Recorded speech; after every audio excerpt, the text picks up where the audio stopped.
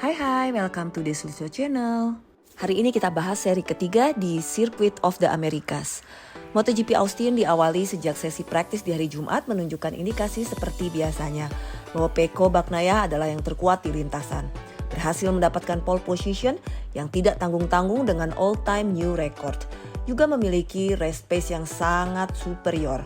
Tapi Alex Rins juga memberikan kejutan sejak hari Jumat dan dirinya seolah menunjukkan bahwa tidak ada kesulitan atau tidak kewalahan mengendalikan motor Honda dengan sirkuit di Amerika yang begitu bumpy dan dia dapat menyelesaikan praktis di hari Jumat dan juga mendapatkan hasil yang sangat bagus di kualifikasi sehingga memulai balapan dari baris pertama tepatnya di posisi kedua. Dan penegasan itu dilakukan kembali oleh Alex Rins ketika pada balapan GP Sprint berhasil finish di posisi kedua dan bisa mendapatkan medali dan berada di podium. Kapten Aprilia Alex Espargaro berhasil menyelesaikan GP Sprint di posisi 4 dan Maverick Viñales di posisi 10. Pembalap Aprilia belum bisa memanfaatkan performa motornya dengan baik karena kehilangan banyak posisi di GP Sprint tersebut.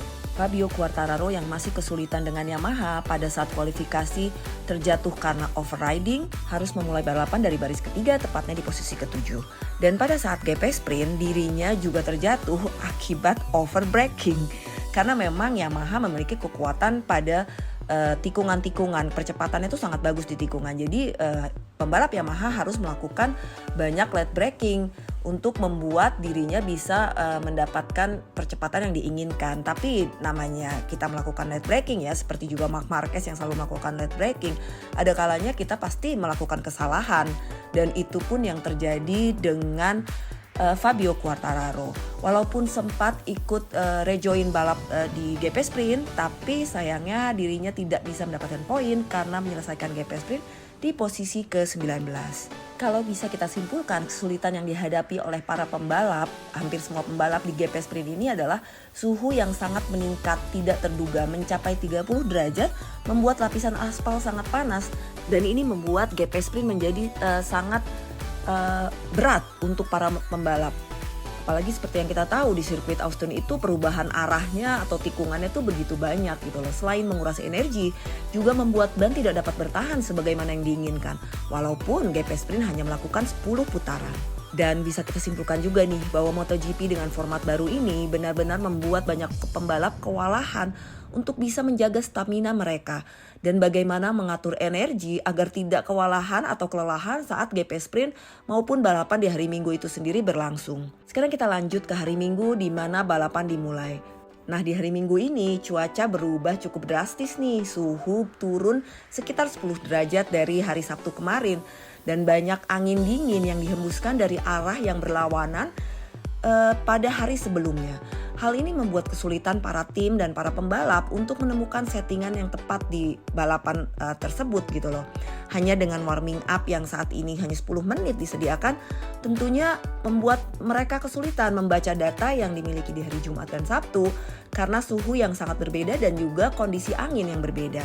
Dan ini terbukti pada saat balapan dimulai, Jorge Martin langsung kehilangan front end dan memaksa dirinya membuat Alex Marquez juga ikut terjatuh di awal-awal balapan dimulai. Dan pada lap 1, Alex Espargaro juga kehilangan front end. Lalu dilanjutkan dengan Jack Miller yang juga kehilangan front end. Dan yang mengejutkan lagi ketika dalam kondisi memimpin dan begitu terlihat sangat kuat, Pecco Bagnaia juga harus kehilangan front end di tikungan 2 dan membuatnya harus mengubur untuk berhasil mendapatkan double winner di Austin kali ini. Semua pembalap yang terjatuh, anehnya tuh tidak bisa menjelaskan mengapa itu bisa terjadi gitu loh pada saat selesai balapan. Mereka mengungkapkan bahwa mereka tidak bisa memahami mengapa bisa kehilangan front end tanpa ada tanda-tandanya atau begitu saja terjadi. Bahkan Steven Bradl yang harusnya bisa finish di posisi 10 besar akhirnya harus terjatuh saat 2 lap balapan tersisa juga akibat kehilangan front end. Kalau diamat-amati, sepertinya perubahan arah angin yang terjadi membuat pengaruh yang sangat besar bagi perilaku motor dan membuat 10 dari 22 pembalap terbaik di dunia ini sampai terjatuh dengan cara yang sama tanpa mampu menjelaskan apa yang terjadi.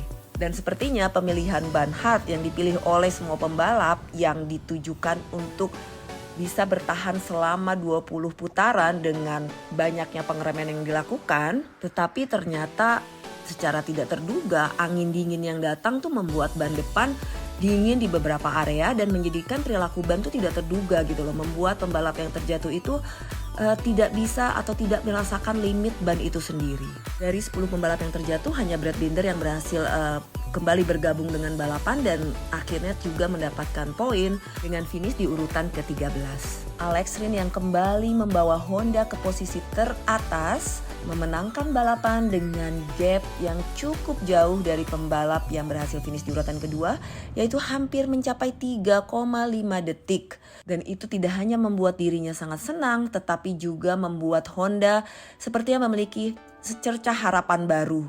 Dan yang unik nih, Alex Rins mengatakan bahwa pada saat Luca Marini mulai mendekati dirinya, dia tuh seperti flashback di tahun 2019 di mana saat itu kakak dari Luca Marini yaitu Valentino Rossi yang juga mengejarnya di posisi kedua.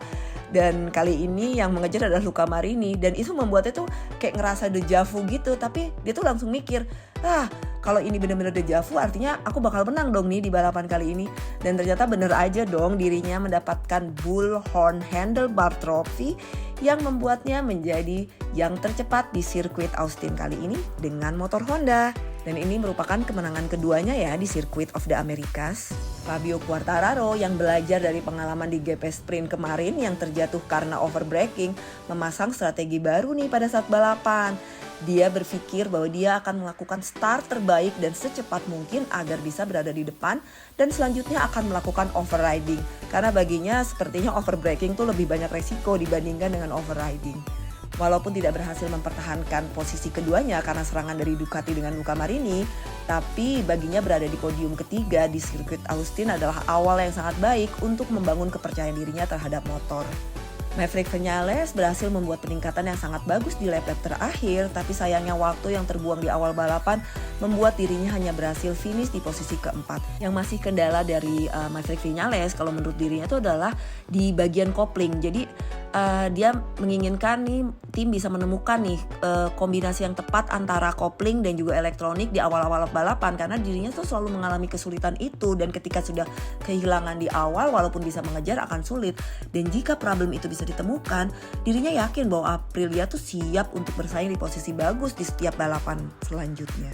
Marco Bezzecchi tetap menjadi pemimpin klasmen dengan menyelesaikan balapan di posisi 6. Sekarang kita harus melihat apakah MotoGP akan kembali ke normal bisnis ketika balapan akan kembali ke Eropa atau tetap akan banyak kejutan seperti yang terjadi di 3 balapan yang sudah dilakoni ini. Tentu saja Argentina, Amerika, Portimao adalah sirkuit dengan keunikan masing-masing dan juga seru untuk disaksikan.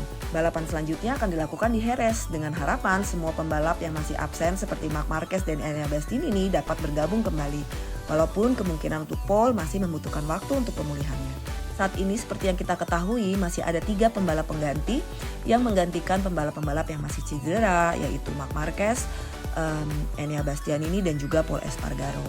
Harapannya pembalap seperti Marc Marquez dan Enea Bastianini sudah dapat kembali nih di Jerez, walaupun mungkin untuk Pol Espargaro masih membutuhkan waktu recovery yang lebih panjang.